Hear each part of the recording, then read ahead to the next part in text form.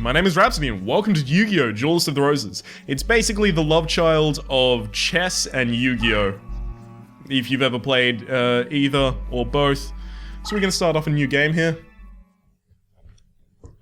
I will play through the practice duel, the tutorial, even though I know it, just so that I can explain the rules. Now, there is a lot of intro cutscenes, so this episode is going to be a little longer than most episodes of this series. Most episodes are going to be around 25-20 minutes, but this episode's going to be a little longer so that I can get through the intro cutscenes and get into a match. The British Empire in the 1480s. The War of the Roses, a power struggle between the houses of Lancaster, Red Rose, and York, White Rose, to decide a royal successor, was nearing an end. With the Yorkists well in the lead, the reign of Richard III was but a step away, and in France, Yugi, Henry Tudor, the last Lancastrian heir, was being forced to live a life in exile. The Lancastrian forces were rendered powerless by the ancient cards of sorcery wielded by Seto and his 7 followers who, known as the Rose Crusaders, served under the flag of Lord Crawford, a powerful Yorkish nobleman. Lacking a duelist to champion in their cause, defeat was imminent for the Lancastrians. In England, duel card games were still a fledgling stage. Thus, the Lancastrians had to look elsewhere for a duel master capable of facing Rosencrantz, Seto, in battle. With this in mind, Margaret My Beaufort, of House Lancaster, secretly requested a high druid to summon a duelist from another age. I'll give you 2 hints as to who that duelist is. And if you get it wrong on both, I'm gonna slap you. Now, there's gonna be a lot of discussion between a character named Simon McMoran, here he is, and then Seto, who comes up later, as to which side we should ally ourselves with. Basically, the whole crux of it, I'll give you a TLDR because there's no way I'm gonna go through all of it, because literally it's like 10 minutes of dialogue. Is they're both offering to take you home. You need to have all 16 of the red and white rose cards in order to go home. So the Setos, the Yorkists are offering you, hey, we're already winning the battle, so join with us, gain their 8 red cards, and then we'll send you home, and then we'll have won the war. And the Lancastrians are offering basically the same thing, except they're losing the battle. So I'm going to try and skip through as much of this as possible, because it's seriously mind-numbingly boring and poorly written. Plus, the story isn't exactly like the depth of this game. This is actually probably the most important decision we'll ever make in this entire video game. I'm not kidding, name entry. So, if I enter my name, Rhapsody, or even Ryan, I'll get a choice of the Air Knight Parshanth. The opening decks, by the way, that you get are based on your name. They're seeded by your name. So Ryan or Rhapsody get me the same 3 decks, and all of those 3 decks are trash, scum, bullshit. Right? Like, really bad. So, in order to get a good deck, I'm going to name myself Ace. Exactly, Simon. It's a fine name indeed. I could read through all of this. In fact, I actually recorded 30 minutes of an opening where I did read through all of this, but literally it was 30 minutes of the opening for all of this just to be read, because it's just so... it's bad. It's just... I love the gameplay of this game, but it's so poorly made. So we're going to play a practice duel, not to illustrate to me how to play, because I have played this game several thousand times. It's one of my favorites from the PS2 era. It's going to describe to you how I'm going to be playing this game. Let's start with the basics of dueling. First, let me show you how to summon a monster. To bring a monster into play, you must summon it from your hand onto the field. Now, let's draw a card from your deck. That's my deck leader. Currently, the card you're indicating is your deck leader, the Deck Magician. Well, I'm lucky that the tutorial mapped that out for us. Let's order your deck leader to operate your hand. You can do this by... that's just the... Okay. See the blue square? That's the area where you can place your summon monster. Let's place the monster in a position directly in front of your card leader. Line up the cursor by pressing the up directional button and then the X button. Note, I'm actually not pressing anything, the game is doing it. So it's telling me what to do and then it does it itself. How dare it. This is your current hand. Apparently, there's only one monster in your hand that can be summoned to the field. This is because summoning a monster requires a certain amount of power. See the blinking area? The spot currently indicated as your current available summoning power is displayed. Huh? At the start of a duel, you have 4 summoning power points. This amount will increase by 3 every turn, and you can accumulate up to a maximum of 12 points. When a monster is placed on the field, summoning power points equal to the monster's level are expended. Your current summoning power points total 4. Hence, the only monster card you can summon to the field is a level 4 monster, the Celtic Guardian. The dark cards are the monsters you are unable to summon this turn. Now let's summon the Celtic Guardian. First, move the cursor over the Celtic Guardian card. The game is doing it automatically. Press the X button. At this point, if you wish to cancel your selection, press blah blah blah blah blah. That's not important, that's only control-wise. Now you've summoned the Celtic Guardian. The guard is ready for battle. Now let's attack your opponent with the Celtic Guardian. You control a monster on the field, you must first activate the monster you wish to move. Come on. Come on, just move forward. Of course, it's Dark Magician and the enemy. See the yellow square? This indicates Dark Magician and Blue Eyes White Dragon as the 2 facing off. See the yellow square? This indicates the square where your monster can be moved this turn. Your opponent's card leader is directly ahead. Let's move straight into the space. To move your monster, you must select a destination. It's not even letting me do it. The Celtic Guardian is advanced 1 space, completing its movement this turn. Cards can only move once per turn, monsters can only move once per turn. However, a deck leader's summoning does not count as a move. Hence, a monster can move immediately after being summoned to the field. Since there is nothing else left for you to do this turn, let's end your turn. From this point, it's your opponent's turn. Your opponent is summoning a monster and preparing to attack you.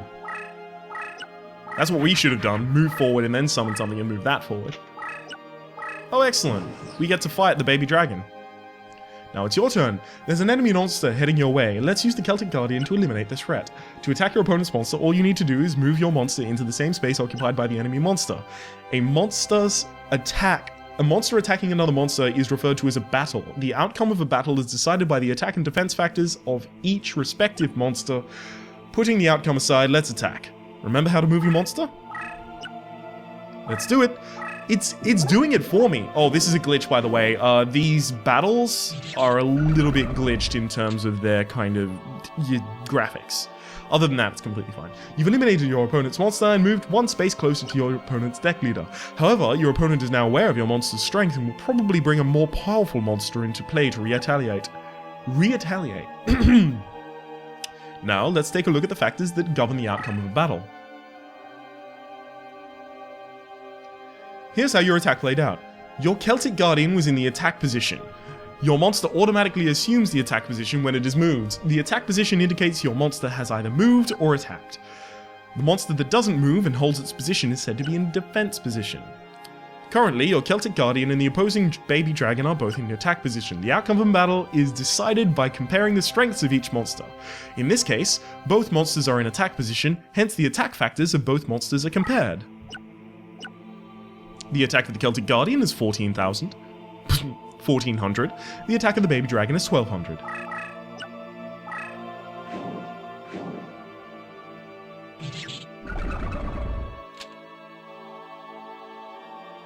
As a result, the baby dragon is eliminated with an attack difference of 200 is applied to damage against your opponent's LP, life points. Now let's take a look at what might have happened if the opposing monster was stronger. Let's say your opponent had a Komori dragon in play with an attack of 1500. The monster is much more powerful than your Celtic Guardian. When you attack this creature, we obviously have a deficit of 100, we get killed, and we take 100 points of damage to our life total.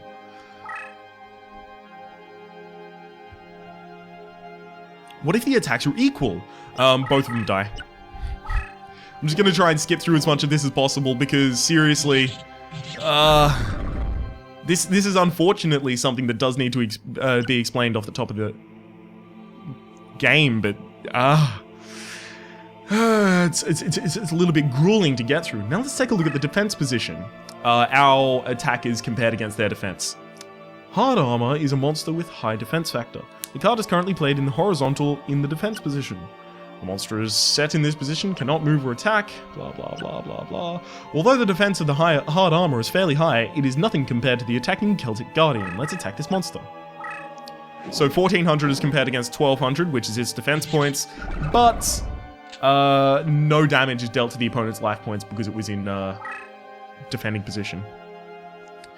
Now, in this situation, I imagine, yeah, it's got higher than us, so we attack, we don't kill it, it attacks back, and basically our defense, its defense points and our attack have a difference, and then that difference is dealt to my life points.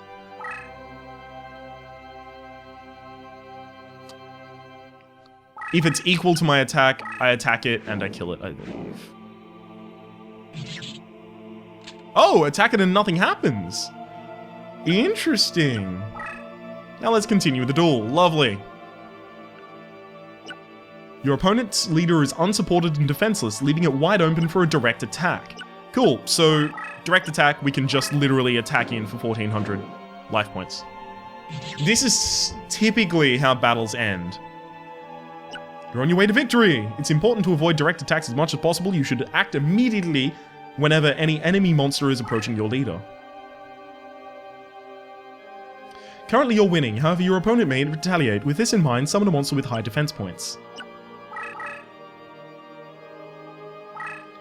Okay. Be careful you don't move the monster to a destination space, as this will automatically set the monster to its attack position. So we're just learning how to move them into defensive positions. Note that a monster card summoned on the field is initially placed face down and is hidden from your opponent's view. The card will be flipped face up whenever it attacks or is attacked by an enemy. You may also manually flip a card face up. To do so, blah blah blah, that's mostly used for cards that have specific effects when they are in a face up position. However, you should note that a face-up card cannot be returned to the face-down position. That's why you should be very careful when you manually turn a card face-up. Very, very true. Well said. Your opponent has summoned the Kaiser Dragon, a more powerful dragon-type monster. You don't have a monster that's strong enough to withstand an attack from this creature. Fortunately, you have a magic card on the field that's capable of stopping the attack of dragon-type monsters. In fact, this magic card is capable of preventing the movement of all dragon-type monsters on the field. Let's use the magic to stop the opposition and focus on continuing our attack on the opponent's leader. Yay! You can trigger a magic card by flipping it face up and completing its move. Flip the card face up in the manner described earlier. God fucking damn it! Try activating it, sure. Hey, that actually responded to my inputs rather than automatically doing it for me. So it's going to spellbind the opponent. There's a number of other things that will trigger spellbinding, including an opponent creature, or any creature attacking a different creature with a kind of countering element, right? So I think light counters dark, and if dark beats light in a battle, the dark creature will be spellbound. A duel can go either way. At times you might find yourself cornered by a cunning opponent. There will be occasions when there's nothing you can do but accept defeat and go for a rematch. You may surrender a match by pressing the select button. Yay, but don't groove up too quickly. A well-played card could easily turn the tide of battle in your favor. That concludes our lessons on the fundamentals of how to play battles in a duel. Yay! It's over! Dear God. It actually... Oh, are you fucking kidding me? So this is going to talk about win conditions. There are 4 individual conditions for deciding the outcome of a duel. One is to reduce the opponent's life points to 0. Excellent. Attack. Execute him. I want to get through this, so we're just reducing the life points of the enemy to 0 here. Another one is Exodia. Another one is surrounding your opponent entirely. Yay. If you surround your opponent and they can't cast anything or move, you've also won. In this scenario, the LP of both players are 500 points respectively. Your opponent has a not too powerful Needleball monster in play, however the monster has a special ability. When the monster is eliminated in battle, it automatically inflicts 500 points of damage to an opponent's LP. Strength-wise, the Celtic Guardian is far stronger than the Needleball. Now let's take a look at what happens when you attack this monster. So we attack it, we inflict 900 points of damage to our opponent's life total, but we have 500 points of damage to our life total, so it becomes a draw. The same action ended the battle. Okay. Occupation of summoning areas, excellent. So all of the blue areas around a deck leader are summoning areas. So all of our summoning areas are occupied there. If you're in the corner, exactly, you only have 3 summoning areas, so your opponent can easily surround you. Depending on terrain conditions, there are spaces that cannot be used as summoning areas. In this situation, there are fewer summoning areas, and they are occupied by your opponent, so you'll lose. Yeah, wall spaces or labyrinth spaces cannot be used as summoning areas. The next condition for the outcome is LP comparison, resulting on the clock running out. There's 99 turns in a game. The clock literally never runs out, so don't worry about it. I'm going to skip past all of this. But if we ever got to 99, it would compare our LPs, and the highest one would win. So you have to have Exodia as your deck leader, and then you need to summon his area, his parts on either side if you actually want to do the Exodia summoning. We're never going to do this. The cards for it are hopelessly rare, and it's almost impossible to actually succeed in this strategy. But you can summon Exodia in this game and use it to instantly win. Yay, victory conditions are over. There's going to be one on merging, right? Let me guess. Really? Fucking hell! Rules of dueling. There's a limit of cards you can place on the field, 5 monsters, and I think 5 spells, but I think maybe you can have limitless spells. Here's a situation where several monsters have been summoned to the field. We have 5 monsters on the field. That display shows it. If we tried to summon another monster, it would immediately die. It would just dissipate. Like that. Go straight to our graveyard. So we might actually need to do that sometimes just to throw cards out of our hand. And 5 spell cards can be played on the field. Okay. That one's pretty normal. Consumption and recovery of summoning points are required to summon a monster on the field, starting with 4, get 3 more every single turn to a maximum of 12.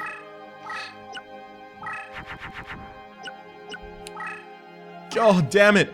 I really just want to get through these, please. I promise you the game is interesting after the tutorial. It's just the tutorial is needed to kind of explain exactly what I'm actually going to be doing for the rest of the game. Points that are not spent will accumulate up to a total of 12, and then points won't accumulate anymore. I can't believe it's actually reiterating this. We already had this discussed to us. God damn it. We can drain our opponent's summoning points and stuff like that. Spell cards in battle will be destroyed by monster cards. Yay! So we literally don't even attack it, we just move on top of it and it's destroyed. Same happens with traps that their condition is not met. So we can still move over it without revealing our creature as well. That's really important for when we actually make attacks against opponent leaders, because a lot of times they'll surround themselves with spell cards, and we can still get through without having to do anything. If we cast our spell card into someone else's card, look. Yeah, ours is destroyed. However, if theirs is a spell or trap card, ours actually just takes over the top of it. But that's a monster card face down, so... Alright, here we go. Yeah, this one's gonna show. Our Dragon Capture card... Dragon Capture Jar kills theirs and stays face down. So you can, you know, bluff an opponent, right? And attack near to their body with just stuff like capture cards and stuff like that. Really?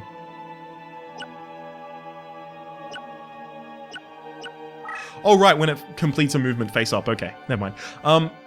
But yes, we can actually use a spell card to penetrate a few of the opponent's defenses, because it will step on top of trap cards without triggering them often. Okay, and then field type changes your monster's strengths when they're on it. So the Celtic Guardian is a warrior with 1400 attack points and 1200 defense points, but it gets 500 buff to both when it's on its own terrain, and its own terrain is plains. I'll remind you over the course of the video game when we're going to be on our own terrain. Also, when you're on your own terrain, you have the ability to move twice as far. That's specifically a terrain bonus, and you can use it while leaving the terrain, which is important. However, if it's face down, you don't get the bonus from movement. So you have to flip it face up in order to move. Come on, please. There's also the summoning rules that have to be explained, which is merging a card. Okay, we can also get negatives. As in, if a fairy card is on... Yeah, exactly. If a fairy card is on dark, it will be debuffed by 500, 500. So, some creatures can move in Labyrinth. Yeah. So, and if a creature is in Labyrinth, you can attack it from not Labyrinth, but you don't move into Labyrinth. Labyrinth is a space that you're not supposed to be able to move into unless you are a very specific card. Crush terrain is almost never important. It's only in a few battles. Anything with an attack power of over 1500 will die instantly upon moving into it. That's about all you need to know. We might, some point far later in this Let's Play, we might actually have some Crush cards in our deck, but I don't expect that to happen for a while. So our card is spellbound, it can't move, but it's only got one turn of being spellbound, so it comes back to our turn, and the Celtic Guardian is unspellbound. Welcome back, Guardian. Eternal Spellbinding is just the infinity symbol next to it, and, you know, it'll never be able... Yeah, exactly. It's explaining it, yay! God damn it. You can see why I couldn't just play the game off the start, right? I actually had to play the tutorial. Because, see how we've got Earth and our opponent is Wind? So even though we die in this battle, we should spellbind our opponent. This can be used strategically, although I usually forget how to use it strategically, so I never do.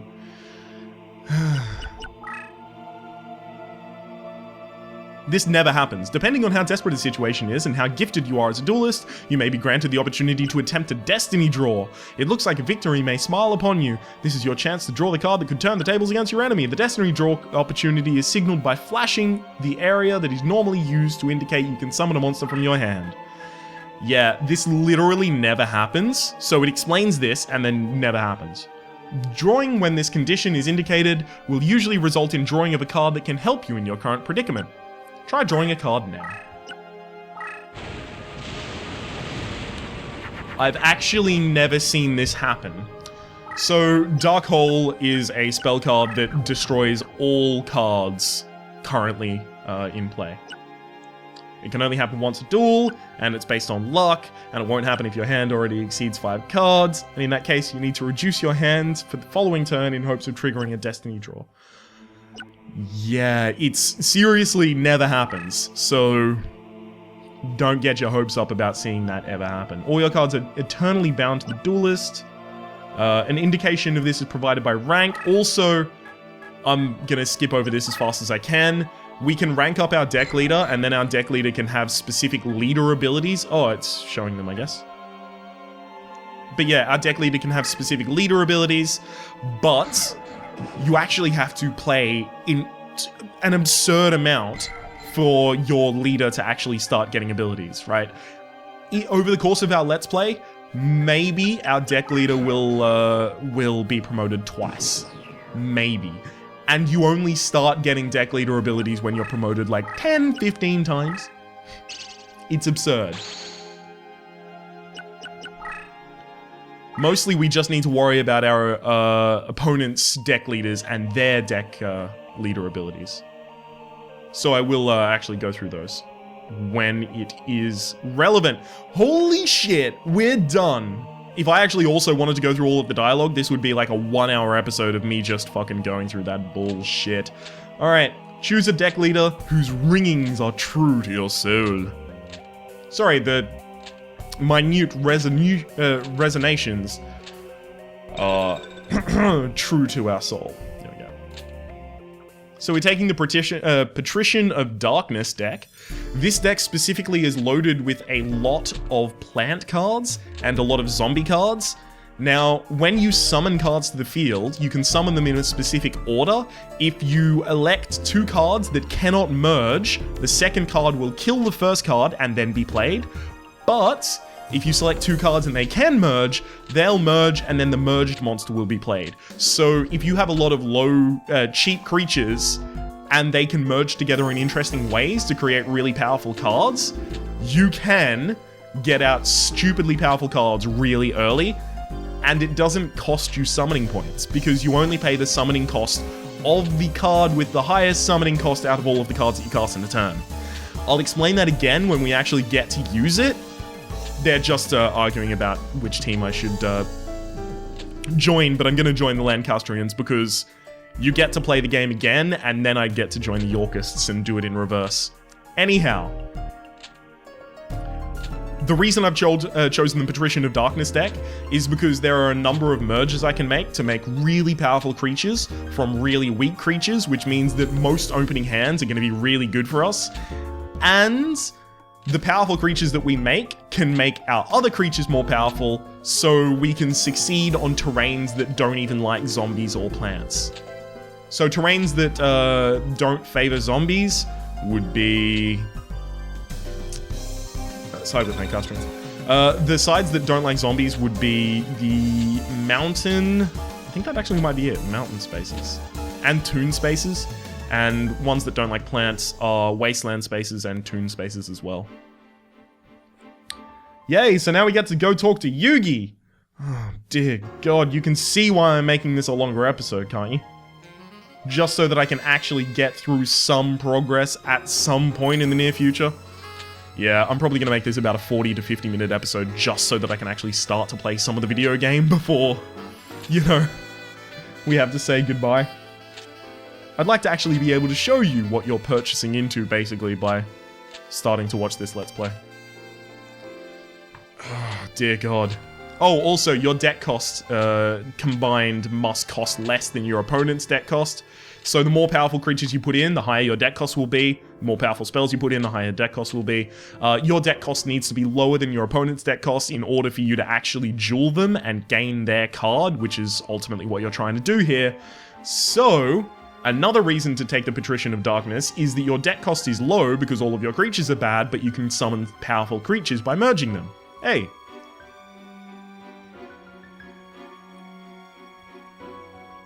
Okay.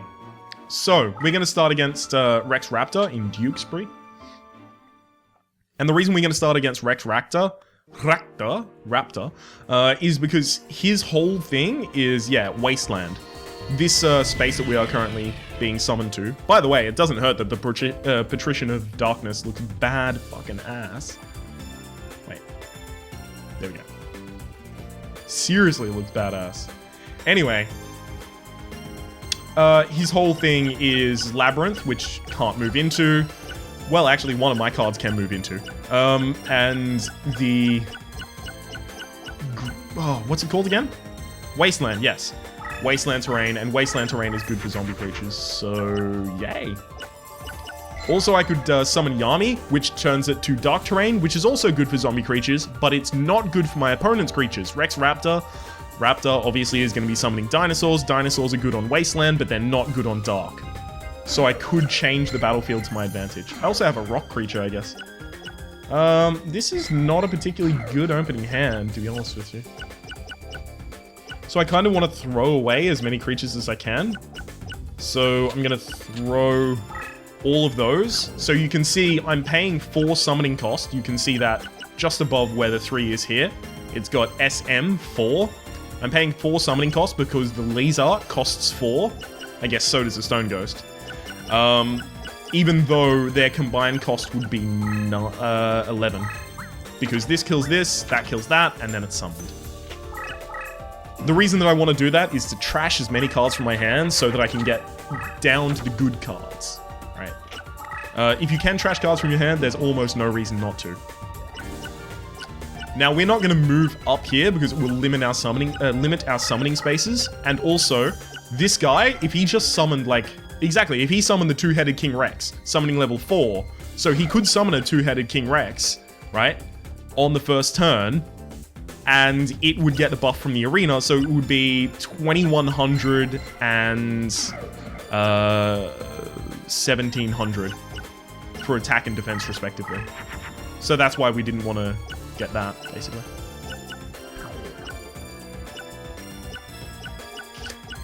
Or rather, why we don't want to lock ourselves into the same kind of aisle as it.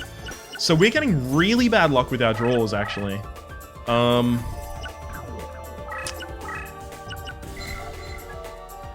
Shadow Spectre. When this card is flipped face up, all Shadow Spectres are increased by 300 points. Skull Servant, yeah, does the same with Skull Servants. So we could get a lot of Shadow Spectres and Skull Servants, and that would be a really good kind of opening deck for us, but we only have one of each, I think, in this deck. God, this is bad.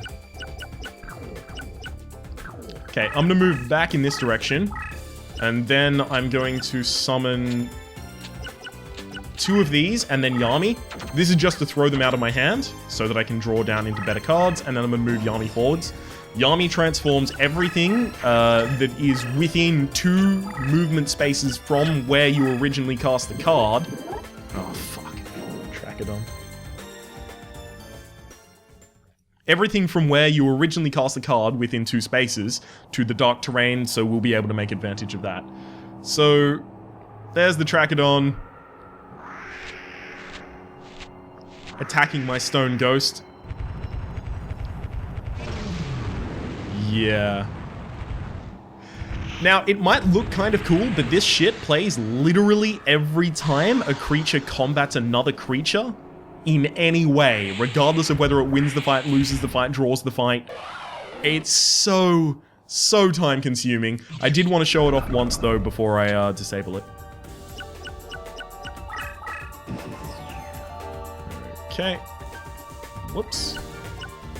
So here's the options. We'll change that to abbreviate so that we don't have to watch that 5 trillion fucking times. Oh baby. Oh, that's not going to work. That is not going to work. Shit. Okay, so I'm going to summon the Great Mammoth of Goldfine.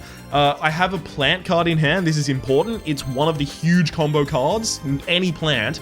It's one of the huge combo cards that I need to use to summon the creature that I want to basically base my whole deck around. But right now, I'm going to summon the Great Mammoth of Goldfine. Specifically using the Mammoth Graveyard and a zombie will summon the Great Mammoth of Goldfine.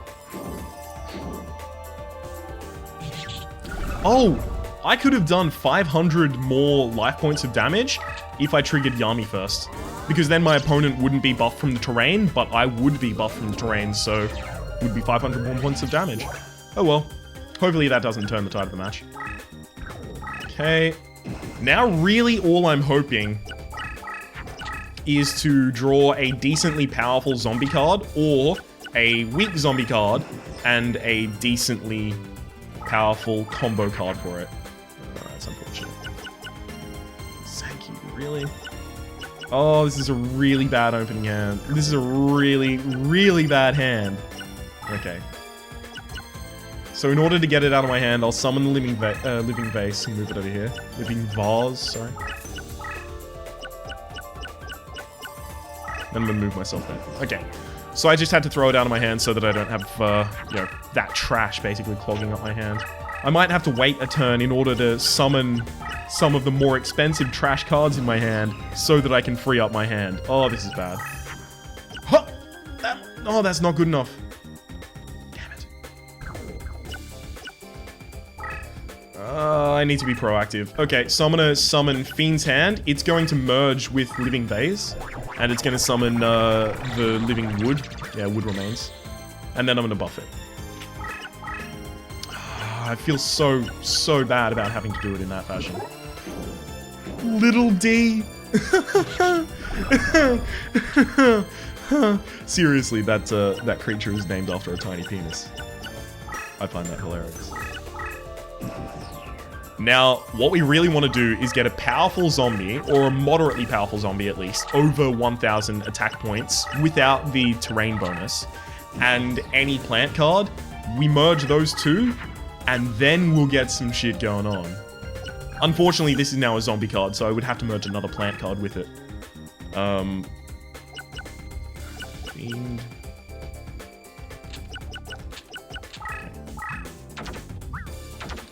So I would have to merge another plant card with it to summon the creature that I'm trying to summon. I'm just kind of gonna protect myself here a little bit.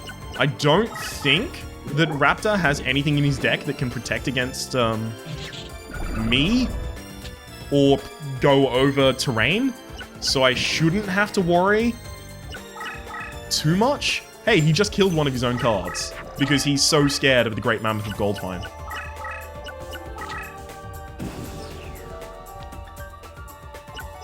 This could be a trap, but it's not. It's a spell, which we managed to kill. Excellent. So now he has to move forward, probably move that card forward so he doesn't kill it, and then summon something behind him to escape the Great Mammoth of Goldfine, basically. Are you fucking kidding me? This is tragic. It really is. Alright. So I'm going to try and trash both of these out of my hand in hopes of getting something worth playing. So that's just going to do 500 damage. And I'm going to start moving a little bit back, because if he's being funneled out this way, I want to kind of meet him at the end and then be able to destroy whatever he's trying to summon. So my opponent has bad fucking news coming their way from both ends. And they're on the army spaces that I set up way earlier, so his creatures aren't getting powered up, but mine are. So this is absurdly bad for him. Yeah, I could fiend it. Spellbreaker does basically nothing for us, so I'll just waste it. Okay, that works. Now I don't even have to kill the opponent. The opponent kills itself. Oh, you kidding me? Oh, I got spellbound. Oh, that sucks so much. Damn it. I thought I was going to win by occupying all of the summoning places of the opponent. Alright, this should still do it. Yep, then I'll just end my turn. My opponent can't summon anything. They end their turn and immediately lose. That's Rex Raptor completed. Again, that matchup is way easier for us than the other matchup that we're about to go into.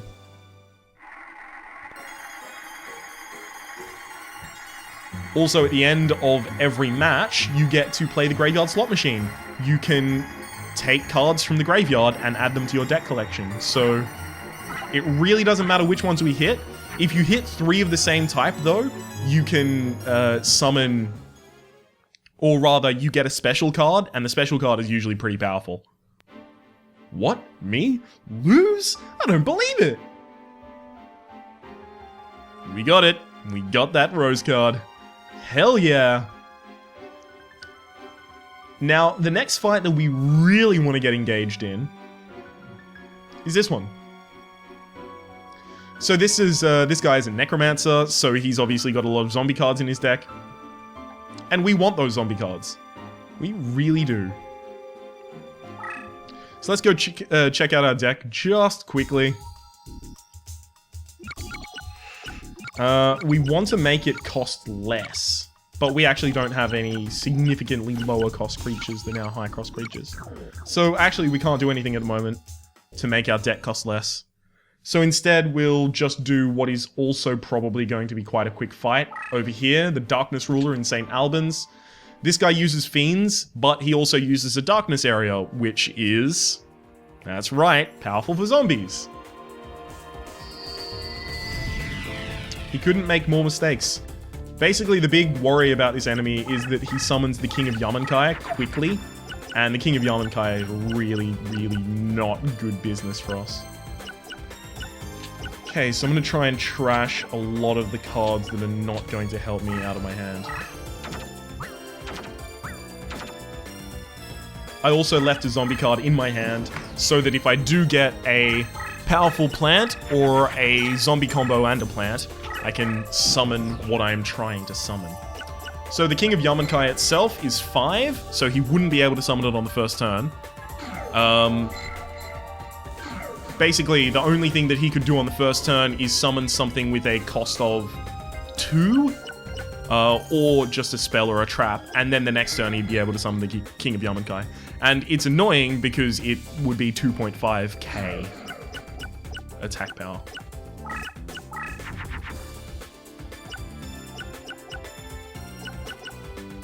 Why does this game hate me so? Alright, I'm gonna merge Zombie with Spellcaster. Actually, I'm gonna quickly move up first, just so I get an extra inch of movement. I'm gonna merge Zombie with Spellcaster, and this is going to create the Magical Ghost, which is buffed by this terrain to 1800. It's a trap. Okay. Mesmeric Control is going to reduce our attack points by 800, as you can see, and our defense points apparently. And it also spellbinds us for a turn. Unfortunately, my creature is locked in the attacking position, so if my opponent summons a really powerful creature, they'll be able to kind of wipe me up. However, our opponent has made a horrible, horrible mistake. And I love it. I'm just trying to rid my hand of stuff. I have Durakozo the Grim Reaper if I really need a zombie card suddenly. But yes, they have made a horrible error of judgment and thought that it was safe to be 2 spaces away from one of my cards. It is not. And it never will be. If my opponent can't summon a trap or deal with my creature this game. Wow. Really? Okay, they couldn't deal with it. Cool, we'll just kill them instantly. Oh, it is a trap. Fuck you. Dicks. Okay, so I can move up and then I can just summon one in his face and attack him with that. That seems like it'll be pretty effective for me.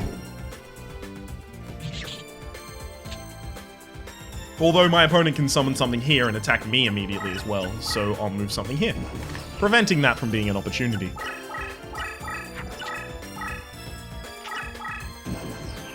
Okay, that card also needs to be a trap. No, it's not. Okay, so as soon as it goes into the battle animation, we know we've won the match. Yay!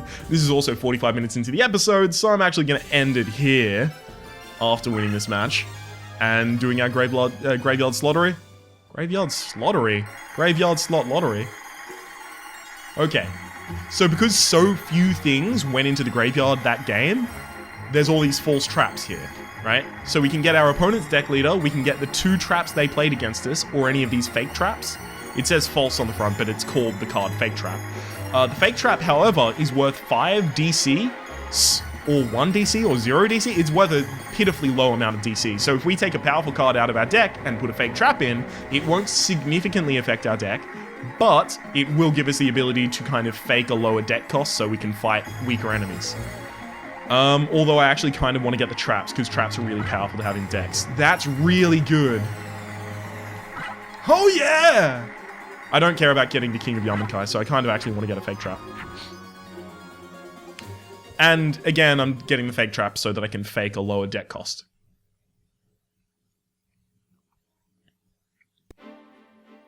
No, how could it be? By the way, that's like a fourth of the game we just did. Just so, like, you're supposed to have to grind on these people and stuff like that, but I think it'll be noticeable fairly quickly that our strategy is going to get us a lot of wins and very, very few losses. Let's save the game down here. Excellent. So that I can say that my name has been Rhapsody, the name of the game has been Yu-Gi-Oh! Duelist of the Roses. Hopefully you've been enjoying yourself. If you have, please click like. It does help me get my content out to new people. There's also a playlist in the description down below with all of my Yu-Gi-Oh! Duelist of Roses content, past, present, and future. Well, actually not past, because this is the first episode. This has been a special double-length first episode. Also, now that the tutorialization and stuff is over, we can actually get to having kind of less analytical commentary. Hopefully you understand how the game is played. If not, feel free to watch the tutorial again. It is there. Hopefully we'll see you next... Hopefully you've been enjoying yourself, actually, and hopefully we'll see you next time.